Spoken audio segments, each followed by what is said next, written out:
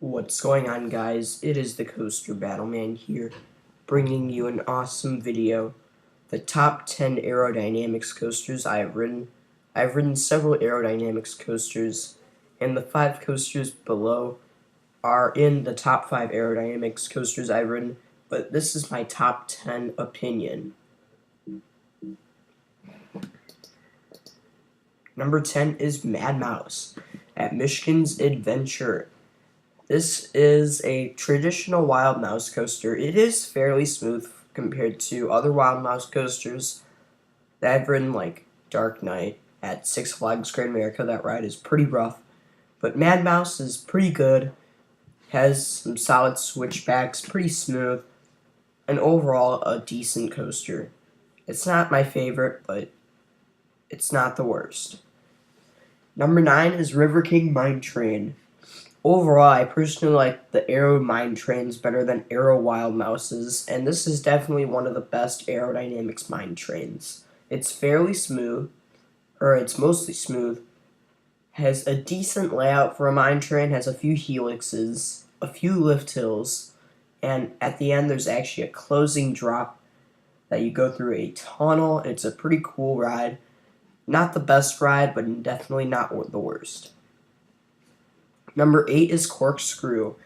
This is an aero looper, and it has a decent layout. It's a traditional corkscrew coaster, and what's cool about this coaster is that it switches colors throughout the ride several times with orange and yellow track, which is pretty cool about this ride. But other than the name Corkscrew being themed to the 2 corkscrews that it has, this coaster, the 2 corkscrews are okay. It's a little jerky of a ride, though.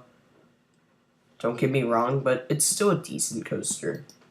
Number 7 is Iron Dragon at Cedar Point. Now, Iron Dragon is one of the 2 aerodynamic suspended coasters I've ridden. I really like Iron Dragon. It may not have a good layout due to meandering around a bit, but it has some solid elements like the first drop, 2 lift hills, and several turns over the water that are throughout the ride. Number 6 is the Demon at Six Flags Great America. This coaster is very fun. I love the first 2 vertical loops. Those are awesome inversions. Some of my favorite aero inversions. There's several tunnels you go through on this ride. The double corkscrew isn't that good, though, as you might get some headbanging on it. But other than the double corkscrew giving you headbanging, I really like the Demon and its overall ride experience. Number 5 is Gemini at Cedar Point. This is a solid coaster built by Aerodynamics. It's one of the smoother aerodynamics coasters in my opinion. It was fairly smooth when I rode it. It was a little jerky a little bit. It wasn't the most jerky out of other aero coasters, but this coaster was very fun to ride due to racing the other side. If this coaster was not racing the other side, if I rode it, I would put it probably a few spots behind, but due to it racing, this coaster definitely lands this spot. Number 4 is Magnum XL200 at Cedar Point.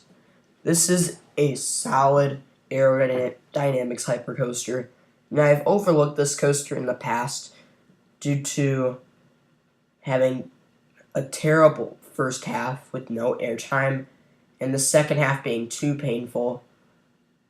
But overall, I actually am starting to like this coaster. Every time I ride it, the ride gets a lot better. There isn't any airtime in the first half, I admit that, but the bow tie helix before you turn around is awesome. I really like the ejector hills at the end of the ride. They're solid. The tunnels are good.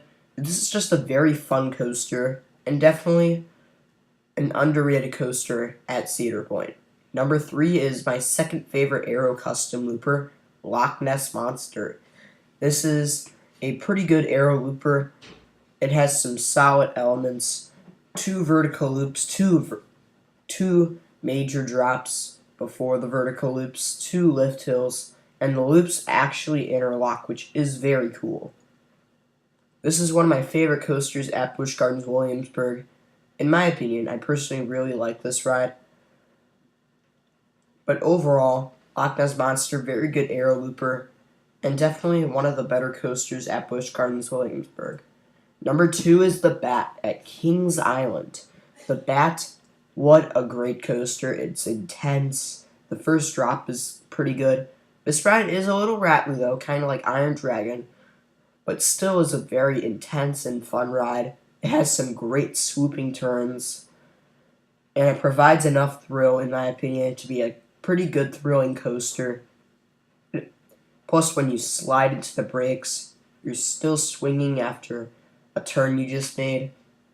It's just a very cool coaster, and definitely one of those must-ride coasters at Kings Island. But number 1 is obviously the one, the only, Vortex at Kings Island. Of all the aero loopers I've ridden, this is like my personal favorite aero looper. And I really do like this coaster when it comes to Kings Island. This coaster is massive, has 2 vertical loops, a double corkscrew, and a bat wing. The bat wing is awesome. The double corkscrew is very fun. You feel like feels like a 0G roll for some reason. The 2 vertical loops are fun. The opening drop is good. This is just a pure fun coaster. I cannot think of anything wrong about this coaster. It could be a little rough for some riders, but if you ride it a certain way, you'll know that this ride is very fun. But thank you for watching. Stay tuned for more videos.